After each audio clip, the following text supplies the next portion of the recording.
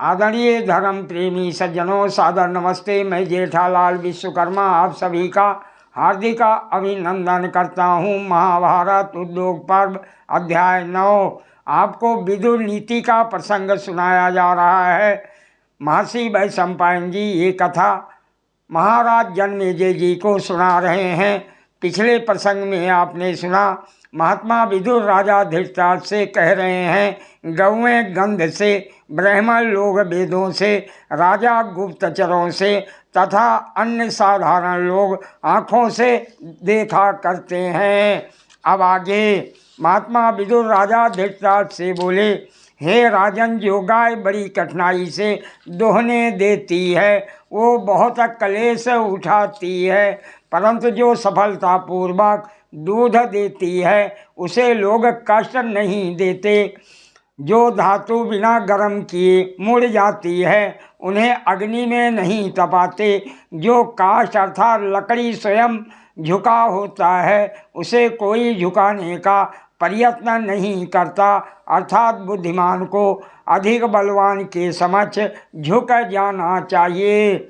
सत्य से धर्म की रक्षा होती है, योग से विद्या सुरक्षित रहती है, स्वच्छता से अर्थात सुंदर रूप की रक्षा होती है और सदाचार से कुल की रक्षा होती है। मेरा ऐसा मत है कि सदाचार से हीन मनुष्य का केवल उच्च कुल मान्य नहीं हो सकता, क्योंकि नीच कुल में उत्पन्न मनुष्य का भी सदाचार श्रेष्ठ माना जाता है। जो दूसरों के धन, रूप, पराक्रम, कुलीनता, सुख, सौभाग्य और सम्मान पर डाह करता है उसका ये रोग असाध्य है।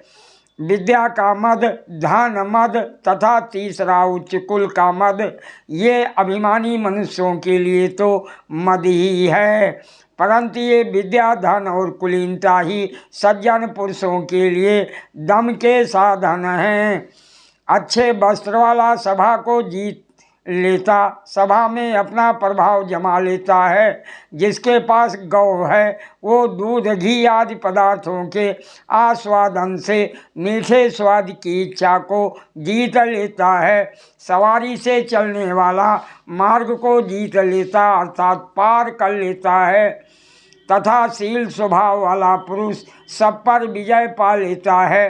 पुरुषों में शील ही प्रधान है, जिसका शील ही नष्ट हो जाता है इस संसार में उसका जीवन, धन और बंधुओं से कोई प्रयोजन सिद्ध नहीं होता। यूँ तो मादक वस्तुओं के पीने का नशा आदि भी नशा ही है, परंतु ऐश्वर्य का नशा तो बहुत ही बुरा है, क्योंकि ऐश्वर्य के मद से मतवाला पुरुष भ्रष्ट अर्थात पतित हुए बिना होश में नहीं आता। जो मनुष्य जीवों को सहज बस में करने वाली 5 इंद्रियों से जीत लिया गया उसकी आपत्तियां शुक्ल पक्ष के चंद्रमा की भांति बढ़ती रहती हैं।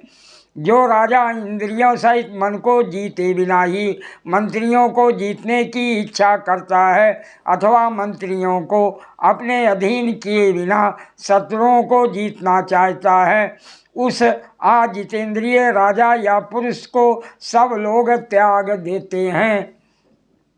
जो पहले इंद्रियों सहित मन को ही शत्रु समझकर जीत लेता है, तत्पश्चात यदि वो मंत्रियों तथा शत्रुओं को जीतने की इच्छा करे तो उसे सफलता मिलती है। इंद्रियों तथा मन को जीतने वाले अपराधियों को दंड देने वाले तथा जांच परख कर कार्य करने वाले धीर पुरुष की लक्ष्मी अत्यंत सेवा करती हैं।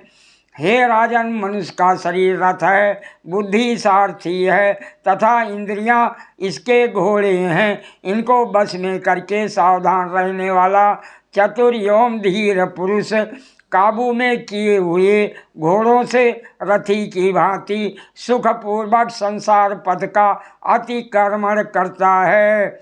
शिक्षा ना पाए हुए तथा बस में ना आने वाले घोड़े जैसे मूर्ख रथी को मार्ग में गिरा देते हैं, वैसे ही ये इंद्रियां बस में ना रहने पर मनुष्य को मार डालने में भी समर्थ होती हैं। सादर प्रणाम। जय श्री कृष्ण।